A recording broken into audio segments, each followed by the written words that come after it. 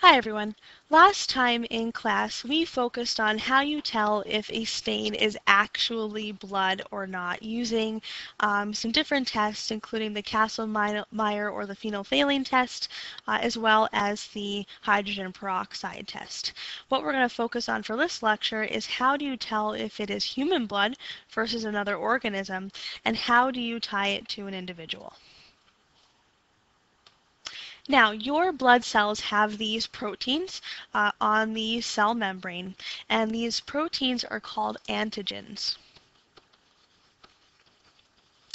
And depending on which type of proteins you have, it determines your blood type.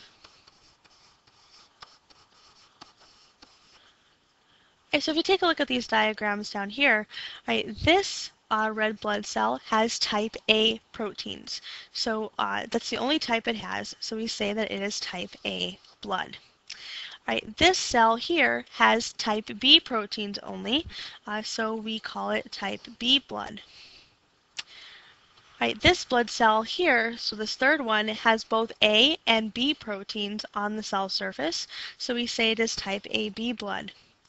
And this last blood cell has no A or B proteins or antigens on the surface, and we call it type O. Now, this system was discovered by a gentleman named Carl Landsteiner. So he observed the two different proteins on the blood cell surface. Type O was actually called type C for a while by him, but then he changed the name to type O, where the O stood for own, German for without. I hope I'm pronouncing that correctly. I don't speak German, but that's where we got the type O from. Right. Now, the blood cells will also make proteins called antibodies. And what these antibodies do is they basically like a police system. They will attack blood cells in the body with antigens that are not like the ones that are on the host blood cell.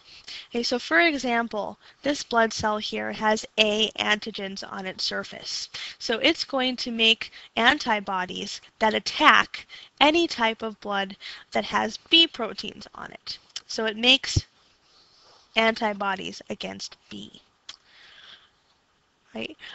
Type B blood has only B proteins on it, so it will make antibodies that attack blood cells with A proteins on it. Now, since type AB blood has both A and B proteins on the surface, right, if blood types with either just A or B are mixed with it, it doesn't create a problem. All right, so this type of blood is the universal receiver. They can receive blood from anybody. So for example, let's say we had a person who had type AB blood and you gave them type B blood. So what happens in the body is these antibodies go, okay, there's B proteins on our cells and there's B proteins on the blood cells that just came in. Okay, they match. Cool. No problem. Okay, so it doesn't create an issue. There's no antibodies made against them.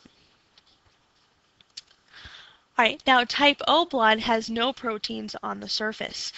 So therefore, it will make antibodies against blood that has both A and B. Now we can use this idea of the creation of antibodies to our advantage. And we're going to do something called the precipitin test. So for this, what you do is you take a sample of human blood and you inject it into a poor little bunny. And obviously the rabbit's blood is going to be different from the human blood. And the rabbit will make antibodies or proteins that attack human blood. Right, and what we can do is we can collect these antibodies from the rabbit, and we can mix the antibodies with a sample of blood and see what happens. Right, now, when these antibodies go to work within the body, if they find a blood type that's not supposed to be there, they make it clump together or clot. Right, so what we do is we are going to take the human blood and mix it with the antibodies, and if it clumps, then we know that it's human blood. So what I want you to get from this precipitin test is that the human blood will clot in the presence of these human antibodies from the rabbit.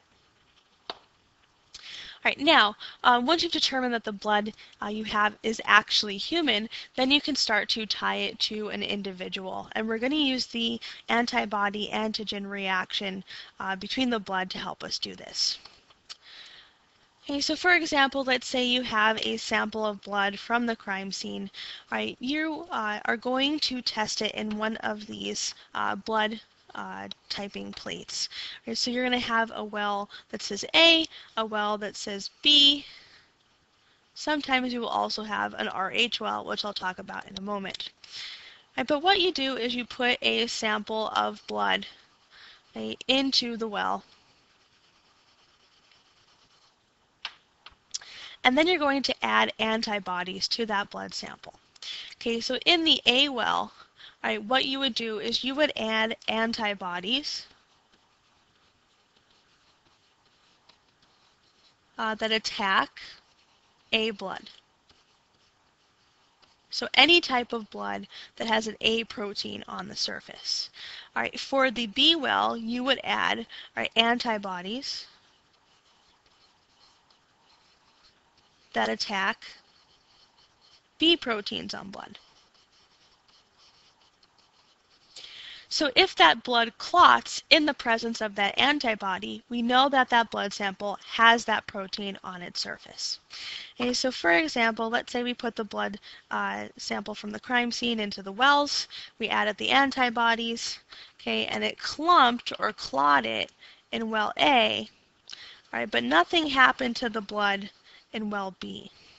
All right, what this means is our blood cell, okay, so if we draw one here, has A proteins on it because it clumped in the A well, but it does not have B proteins on it because it did not clump in the B well. So this means that this person, or this blood sample we're looking at, would be type A blood. Right. Now, for experimentation, scientists sometimes use rhesus monkeys because they're very similar in anatomy to us. And when they were doing research on these monkeys, they discovered that there's a protein in the rhesus monkey blood that was also in human blood as well. So we call this protein the rhesus protein, or RH for short. Right, now, if you have this protein on your blood cell surface, then you are called Rh positive. Right, if you don't have this protein on the surface of your blood cells, then you are Rh negative. Okay, so this is where the positive and negative comes in. Okay, so for example, if we go back to our blood typing well, sometimes you'll see an Rh well there as well.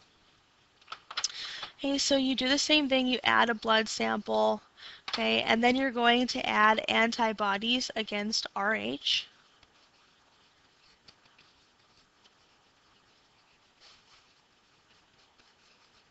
And you're going to see if it clumps.